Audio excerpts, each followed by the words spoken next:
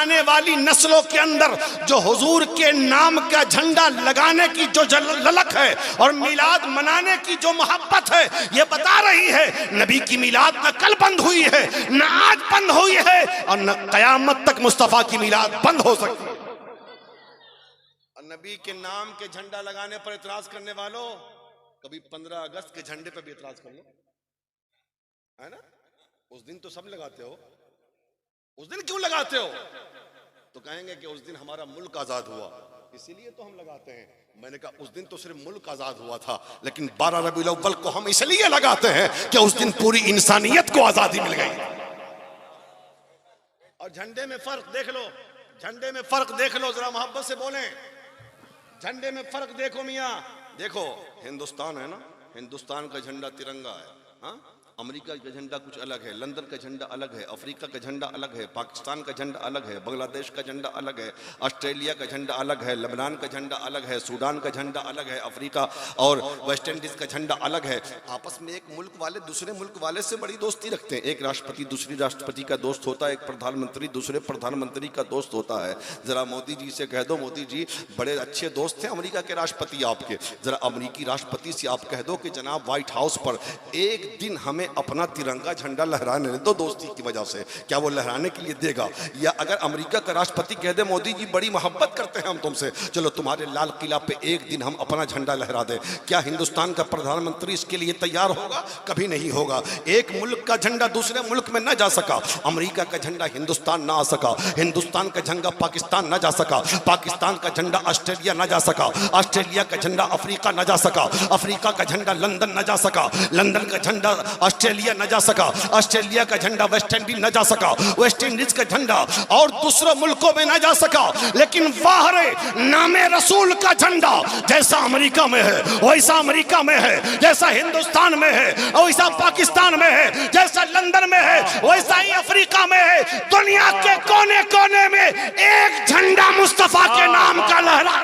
हाय हाय हाय, नारे तकबीर, नारे रिसालत, सरकार की आमद, मुख्तार की आमद, दिलदार की आमद, पत्ती पत्ती फूल फूल, पत्ती पत्ती फूल फूल, हजरत अल्लामा ज़ियाउद्दीन साहब क़िबला, मसलके आला हजरत, नारे तकबीर।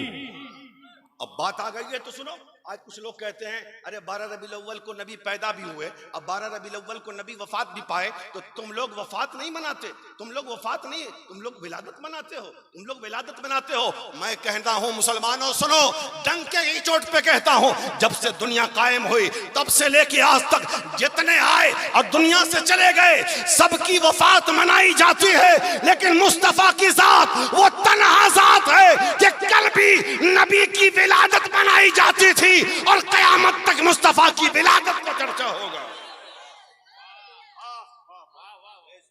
समझ रहे हैं? ये मेरे आका की जात है, ये मेरे मुस्तफा की जात है। समझ रहे हैं? ये मेरे मुस्तफा की जात है। इसलिए किरदार मुस्तफा की खुशबू की बात आई है, रसूलुल्लाह की सीरत की बात आई है।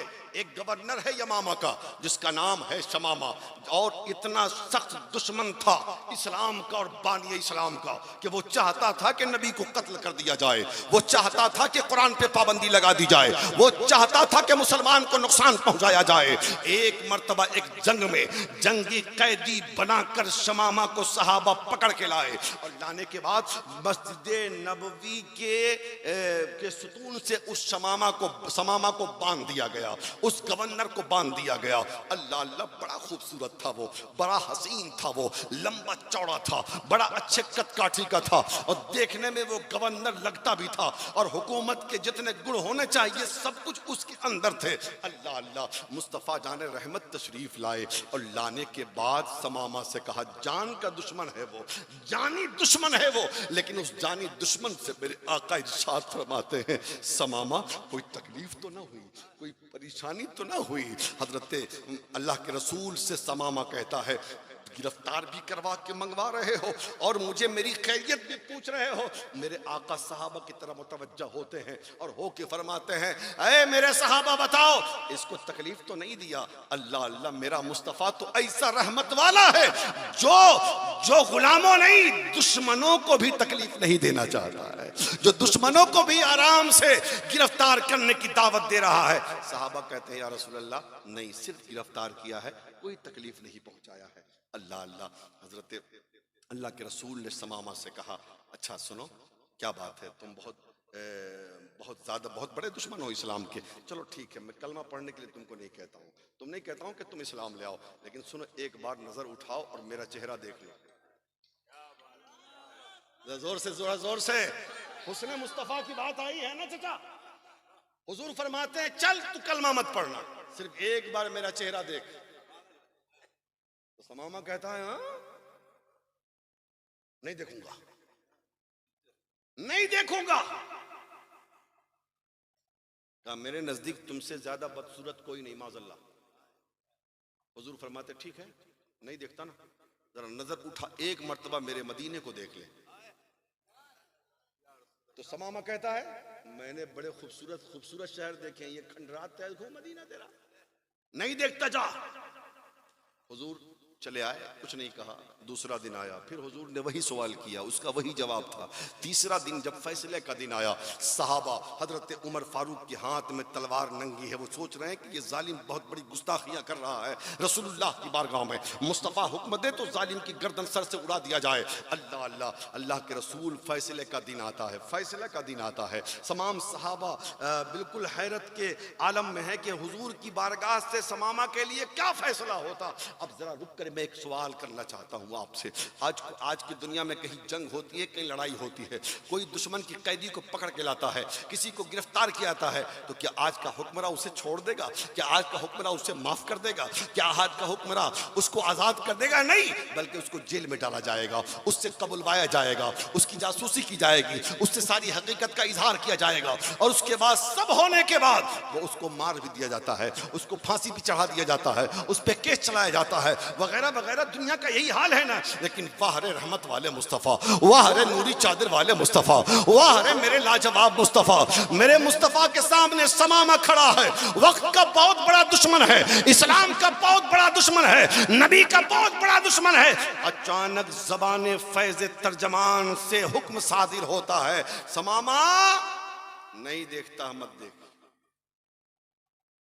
मुझे नहीं देखता मत देख, मेरी बस्ती नहीं देखता मत देख, लेकिन जा, मैंने तुझे आजाद कर दिया। जोर से बोले, जोर से, जा, मैंने तुझे आजाद कर दिया। और ऐसे नहीं छोड़ा, बल्कि समामा हुजूर ने सहाबा से कहा कि ऐसा है, इसे ले जाओ, ये बहुत बड़ा आदमी है, इज्जत के साथ मदीना से रुखसत करो इसे। आहा, ये है मुस्तफ़ा की सीरत की खुशबू, ये है नबी की सीरत। जाके आराम से इसे इज्जत के साथ छोड़ाओ। जैसे जितनी तेजी से आया था ना, उतनी तेजी घोड़े में बैठा और बहुत तेज घोड़ा दौड़ाया और मदीना से निकल गया। लेकिन घोड़ा तो आगे जा रहा था, दिल उसका पीछे को खींचा जा रहा था। घोड़ा आगे जा रहा था, दिल उसका पीछे को खींचा जा रहा था, और सोच रहा था, यार मैंने बहुत बड़े बड़े बादशाह देखे हैं, बहुत बड़े बड़े शहनशाह देखे हैं, बहुत बड़ा बड़ा सिपह सलार देखा है, बहुत बड़ा राजा महाराजा देखा है, लेकिन ऐसा शहनशाह नहीं देखा जो दुश्मनों को भी माफ कर दिया करता है, जो दुश्मनों को भी छोड़ दिया करता है। अल्लाह अल्लाह, जरा देखो तो सही वो है कैसा। जोर से, जरा जोर से, जरा जोर से, जरा जोर से बोले। समामा कहता है, जरा देखो तो सही वो है कैसा। आगे जा रहा है, कनखियों से मुस्तफ़ा का चेहरा देख रहा है, आगे जा रहा है, कनखियों से रसूलुल्लाह की सूरत देख रहा है, आगे जा रहा है, मुस्तफ़ा के जलवाए जहारा को देख रहा है। थोड़ी दूर जाने के बाद उसका घोड़ा अपने आप रुक गया। अब आगे बढ़ने को तैयार नहीं है घोड़ा, बल्कि पीछे आने को तैयार है। घोड़ा को पलटाया है समामा ने, और आने के बाद मस्जिद नबी के सामने घोड़ा को बांधता है। और मुस्तफ़ा जान रहमत, शहन वक्त का बहुत बड़ा बादशाह, जमीन और आसमान का सबसे बड़ा शहंशाह, दो आलम का ताजदार, मालिक के जन्नत, साक़ी कौसर, बानी इस्लाम, साहिब कुरान, तख्त व ताज लेकर नहीं, चिटाई पर नहीं, बल्कि मस्जिद नबी के फर्श पर बैठा हुआ। फर्श पर बैठा है, जमीन पर आके सामने खड़ा हो गया। हुजूर ने सर उठा के कहा, समामा तुझे तो मैंने छोड़ दिया था, क्यों आ गया? तुझे तो छोड़ दिया था, क्यों आ गया? समामा कहता है, मुझे अपना बनाकर छोड़ दिया, मुझे अपना बनाकर छोड़ दिया। या रसूल अल्लाह, ये छोड़ना कैसा? अब नहीं छोड़ना मुझे, अब तो दामन में जगह दे दीजिए। कलमा पढ़ा, मुसलमान हो गया। अब हुजूर ने फरमाया, बता मैं कैसा, मेरा मदीना कैसा? तो वो कहता है, या रसूल अल्लाह, आज तक मैंने आप जैसा हसीन किसी को ना पाया, और मैंने बहुत अच्छे अच्छे शर्क देखे, खूबसूरत शहर देखे, लेकिन या रसूल अल्लाह मदीने जैसा हसीन कोई शहर नहीं देखे। और शमामा कहता है, या रसूल अल्लाह, जब तक बिके न थे तो कोई पूछता न था, तूने हमें खरीद कर अनमोल कर दिया। ये किरदार मुस्तफा की खुशबू है, समझ रहे हैं ना? ये मेरे आका के चेहरे की चमक का नतीजा है। जो एक मर्तबा देखता वो गुलाम बन जाता, वो न अपनी गर्दन पे मुस्तफा की गुलामी का पट्टा डाल देता।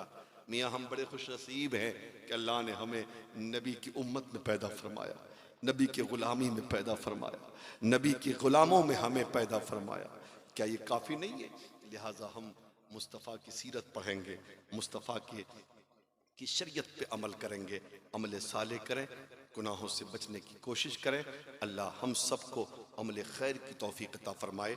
मेरे बोलने में कोई भी अमदन सहवन ख़ताएँ लग़ज़िशें भूल चूक हो गई हो, मैं सिद्ध दिल से तौबा करता हूँ।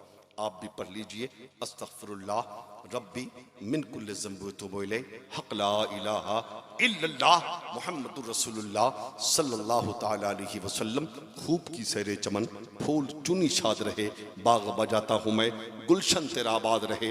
ये महफिल नूर जिंदाबाद, फैज़ान आला हज़रत पाइंदाबाद। अस्सलामु अलैकुम व रहमतुल्लाह।